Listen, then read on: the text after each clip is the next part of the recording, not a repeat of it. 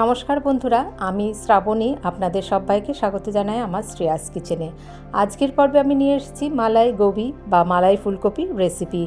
দারুণ স্বাদের এই ফুলকপি রেসিপিটি ভাত বা রুটি পরোটার সাথে কিন্তু বানিয়ে নিতে পারেন।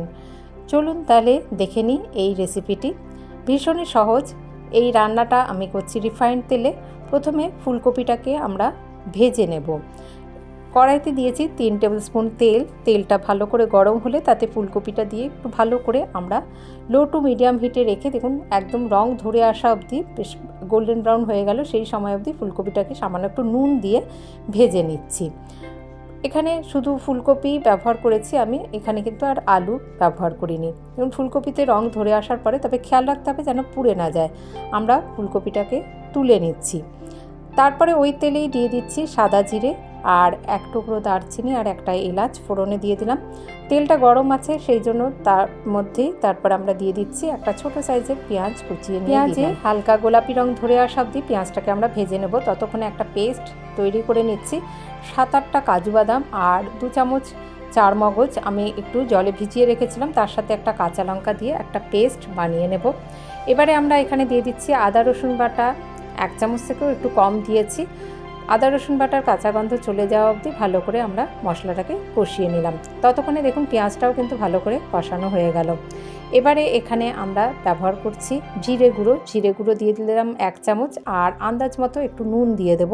নুনটা আমরা ফুলকপি ভাজার সময় দিয়েছি, তাই আন্দাজ মতো নুন দিয়ে দিলাম। এই গুঁড়ো মশলাটাকেও একটু ভালো করে কষিয়ে নেব। তারপরে যে আমরা কাজু বাদাম আর চার মগজ আর কাঁচা লঙ্কার পেস্ট বানিয়েছিলাম সেটা দিয়ে দিচ্ছি। কাঁচা লঙ্কা আপনারা যেরকম ঝাল পছন্দ করবেন সেই মতনই ব্যবহার করবেন। আমি এখানে একটাই কাঁচা লঙ্কা দিয়েছি, যেহেতু এখানে লঙ্কার গুঁড়ো ব্যবহার করিনি। আপনারা চাইলে কাঁচা লঙ্কার পরিমাণটা একটু বেশিও দিতে পারেন। ভালো করে মশলাটা কষিয়ে নিয়ে তারপরে আমরা দিয়ে দিচ্ছি এখানে 1/4 কাপ দই। সেটাকে ভালো করে একটু ফেটিয়ে নিয়ে দিয়ে দিলাম। দইটাকেও ভালো করে আমরা এবার কষিয়ে নেব। দেখুন আস্তে আস্তে তেল ছাড়তে শুরু করেছে, সেই সময় অবধি আমরা সমস্ত মশলা ভালো করে কষিয়ে নিলাম। তারপরে ওই দইয়ের বাটি ধুয়ে সামান্য একটুখানি জল দিয়ে দিচ্ছি। তেল ছাড়া অবধি আমরা কিন্তু মশলাটাকে কষিয়ে নিয়েছি। এবার সামান্য একটু জল দিয়ে দিলাম। জলটা ফুটে ওঠা অবধি দেখুন আস্তে আস্তে, যেহেতু মশলা সমস্ত আমাদের কষানো হয়ে গিয়েছে, জলটা ফুটে ওঠার পরে আমরা ভেজে রাখা ফুলকপিটা এখানে দিয়ে দেব। ফুলকপিটা এবার ভালো করে এই মশলার সাথে একটু নাড়াচাড়া করে নিচ্ছি। দেখুন ভালো করে একটুখানি মিশিয়ে নেব।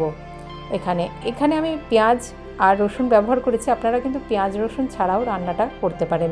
এখানে সামান্য একটু চিলি ফ্লেক্স দিলাম, এটা অপশনাল, আপনারা নাও দিতে পারেন। আর দিয়ে দিচ্ছি গরম মশলার গুঁড়ো 1/4 চামচ। আমি 1/2 চামচ চিলি ফ্লেক্স ব্যবহার করেছি, যেহেতু এখানে আমি লঙ্কার গুঁড়ো ব্যবহার করিনি, সেই জন্য এখানে বললাম আমি চিলি ফ্লেক্স ব্যবহার করেছি। আর ওই মশলার বাটি ধুয়ে আমি সামান্য একটু জল দিয়ে দিলাম। এই ফুলকপিটা সিদ্ধ হয়ে যাওয়া অবধি আমরা একটু ফুটিয়ে নেব। এখানে জলের পরিমাণ খুব বেশি দিইনি, একটু সব ফুলকপিটা ডুবে যায় সেই মতোই দিয়েছি। এবারে ঢাকা দিয়ে 3 মিনিট মতো আমরা রান্না করে নেব। ভাজবার সময়তেই ফুলকপিটা অনেকটাই সিদ্ধ হয়ে গিয়েছিল, তাই খুব বেশিক্ষণ আর এখানে রান্না করতে হবে না। ঢাকা দিয়ে 3 মিনিট মতো রান্না করে নিলাম।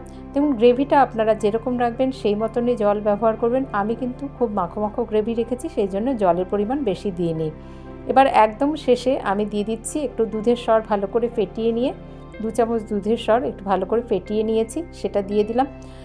আপনারা চাইলে এখানে ক্রিমও ব্যবহার করতে পারেন। আর দুধের সরটা দেওয়ার পরে মিনিট খানেক একটু রান্না করে নিলাম। রান্নার একেবারে শেষের পর্যায়ে চলে এসেছি। এখানে ওপর থেকে একটুখানি কাসুরি মেথি দিয়ে দেব।